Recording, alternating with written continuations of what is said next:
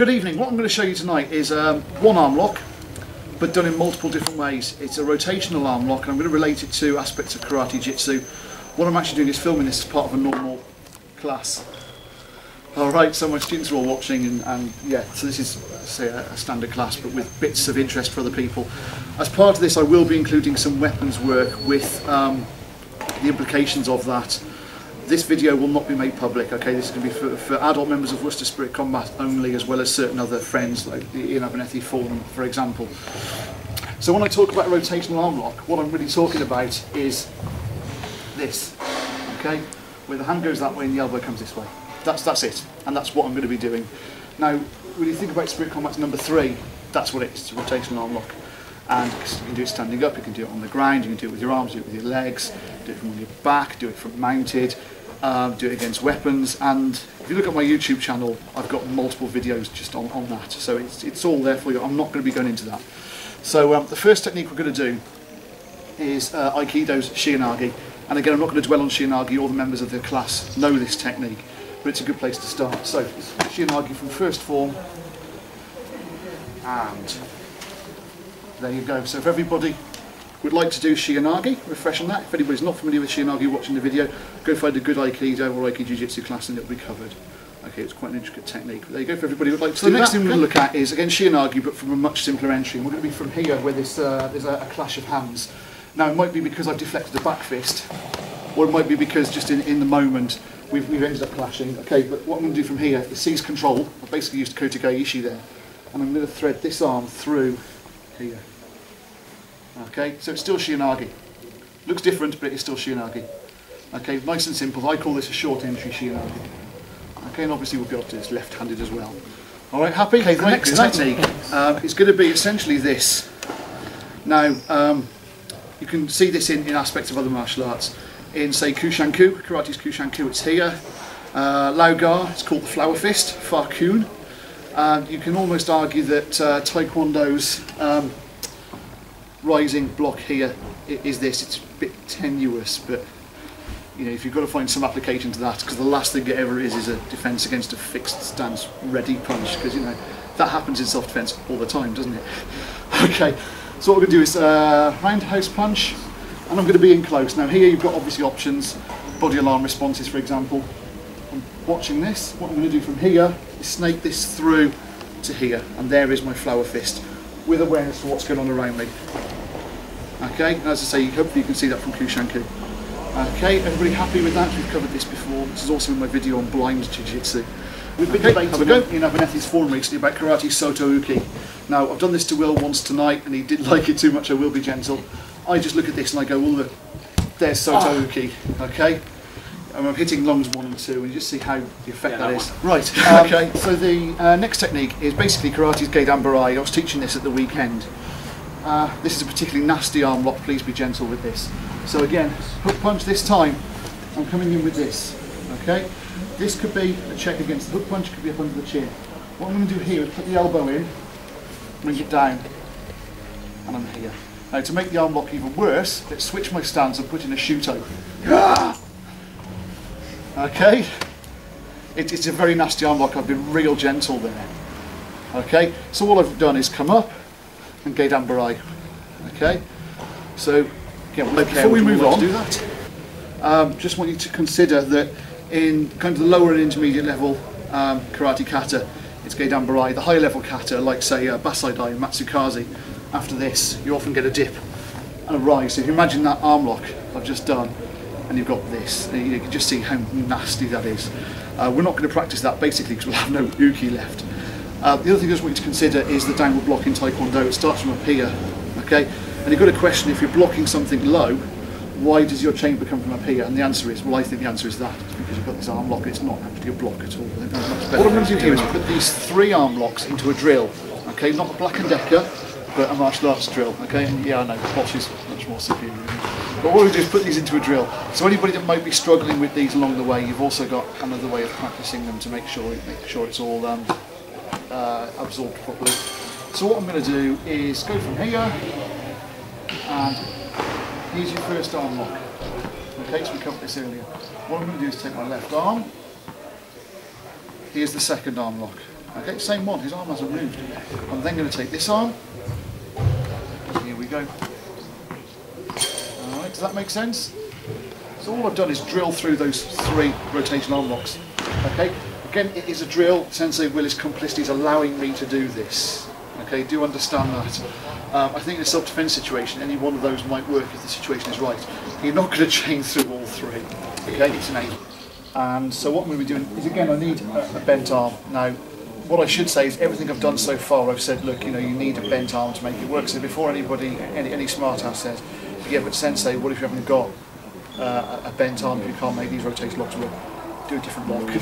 Okay, you know, that's why there are multiple techniques. If I can't make this one work, I've got this one instead. So what I'm going to cover now is those same arm locks but related to weapons. Now the first statement is really that this is 21st century Britain. We can't justify carrying or using weapons in self-defense, okay? But when you look at martial arts as a whole subject, you know, you've got your art, sport, self-defense. Looking at the science or the culture behind martial arts, weapons are intrinsic to that. So the techniques we're going to look at now, I want you to appreciate, are very much, you know, not pragmatic, but looking at the culture of martial arts, okay? So this is where the weapons work is coming in. And this is also why this video isn't going to be publicly available. I don't want people practicing some of the things I'm going to show you, okay? When you talk about the first form, we get in Aikido and Aikido-jitsu. Okay? Now, when you look at karate-jitsu, Sensei Ian Abernethy will describe this as, say, for example, I've gone for a groin grab, and Will checks that. Okay, and then the technique will go from there. We look at it because we're Aiki based. Aikido is the art of the sword without a sword. So what this is I've gone to cut Will down, he arrests my wrist, I free my sword, cut his leg, and I render him the way that I like my coffee, decapitated. Okay, and hopefully all of you are going, well, Sensei, that's Shiinagi. Okay, so you've all got bokken. Would you like to grab your bokken and do Shiinagi? So in this section we're going to look at this arm lock related to Tanto. I spent a year studying the Filipino martial arts, and in the Philippines essentially everybody carries a knife, so for there to be knife defence and knife defence using a knife is real common. Again, 21st century Britain, I can't justify this, okay? So this is for interest rather than for pragmatism.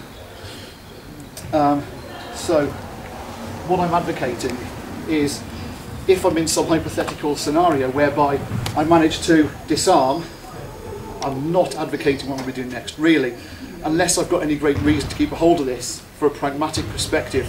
I think that really does need to be my knife defence, is get rid of it. Okay, so we're looking, as I say, about the culture rather than pragmatism now. And first thing I'm going to do is going to be the short entry Shiinagi. Okay, so what we're going to do is have this clash of hands, and apart from getting control of the wrist, I'm going to reach for my knife, and I've got a cut here. I'm going to be reaching through to here, and I'm using the knife to make this short entry Shiinagi. Okay, so that's your first technique there. Again, reach, cut the tricep. There's your Shiinagi using the knife. So, okay, going back to this Geidan Barai. Now this is where a real nasty technique is coming in, and I'm going to stress this is not pragmatic. You cannot justify this in self-defense. You're going to go to prison. Okay. Again, I'm not going to cover the nuances of knife strips. That's a session for another day. But let's say I've got knife defense and I secure my knife strip. Well, the Geidan Barai started with a rising elbow. Well, here's my rising elbow. Okay. Here's my Geidan Barai. And here's my rotational arm lock. Okay, I'll show you that again. So we've got a clash, a strip. This is my rising elbow. This is going to be a stab to the thigh. And this is me going to prison. Okay, but it is a real good technique to try to see where it all relates. Okay, so have a try with that. For this next part, I'm going to go back to this flower fist. Now we've covered this before, where one of the stick strips that we do, say against a roundhouse stick, I enter here, curl here, and there's my stick strip. Okay, And that's where you look at the flower fist coming in again. Alright? So that same movement that covers a stick strip is also a rotational arm lock. Now what I'm going to do from here is same thing, okay, into high, hurt him, strip the stick, point is going to come through and take his eye, and there's that short entry shiranagi look using my punio. Alright, I'm going to show you that from a different angle. Okay, here, control, hurt him, strip the stick, poke him in the eye, use the punio to make shiranagi. Okay, or short entry shiranagi. If you want to get real clever, there's an abanico strike. And is this not a rotational arm lock I've just floated into? Okay, for this last one, I'm going to be going into the very controversial zone of firearms defence. This is not something we routinely do in class, it's not something we're going to be doing in class, and I'm not even really teaching this tonight. I just want you to all see it, just to see how it all relates, how one thing can be used in multiple ways. I'm going to play with this really just to see if it's possible. It turns out, yeah, it is. Okay, so firstly, it's not a gun, it's a pistol. I get real funny about that. A gun's a big thing with wheels, fires explosive shells, or big thing mounted on a ship. It's a pistol, okay? So, Sensei Will is going to threaten me, and I'm going to cower. In cowering, I surrender. Okay? I've got to think what's behind me, in case somebody else gets shot. I'm going to disarm him. Get control of my pistol. Still pointing at him, look. I'm going to come through here.